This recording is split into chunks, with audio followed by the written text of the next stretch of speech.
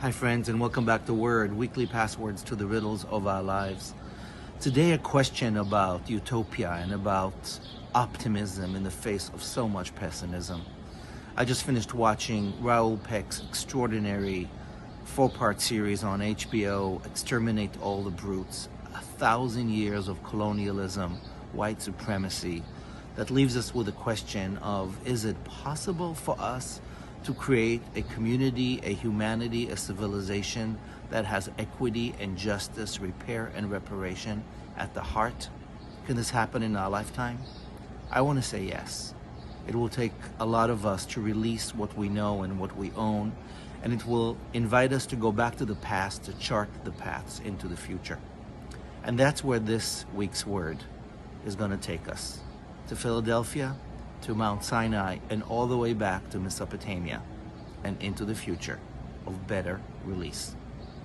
We're starting in Philadelphia, where there's a bell, the Liberty Bell. It is cracked like this democracy, and on it is the verse from this week's Torah tale. Proclaim liberty throughout the land. Ukra'atem DROR lechol yoshvei haaretz. The word liberty is sometimes translated as release, and the word DROR, which is Hebrew for freedom or release, is actually Babylonian, which takes us all the way back to the Hammurabi laws of Babylon, where slaves were allowed, but every 3 or 6 or 7 or even 50 years were released to go back home to repair this financial imbalance. So is land that is owned but not forever, and land gets to go back to its original owners or back to the community to redistribute. This Babylonian law then becomes Torah, and you find it in this week's story in Leviticus. Ukratem DROR is part of the Jubilee, part of the sabbatical Shemitah. It's part of the system we had and we don't use quite in this capitalistic reality where everybody gets to go home. Nothing is forever.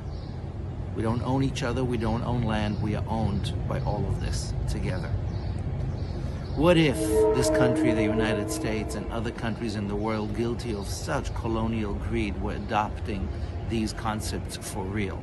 What if next year's Shemitah year is a chance for us to truly think about our role of reparations towards the indigenous people of this land, towards the African American community, towards individuals and institutions worldwide for whom freedom, dignity, and equity is not a privilege, it is a born right. The Torah tells us that it's possible, as did the Babylonian laws. And that Liberty Bell in Philadelphia ain't ringing, but it might if we bring it together.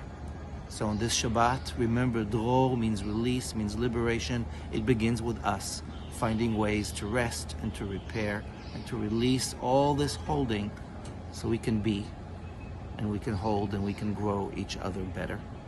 Let's do so, this and every day. Shabbat Shalom, and thank you for joining me for Word. Weekly passwords to the riddles of our lives, deconstructing and dismantling our patriarchal reality, one word at a time. Shabbat Shalom.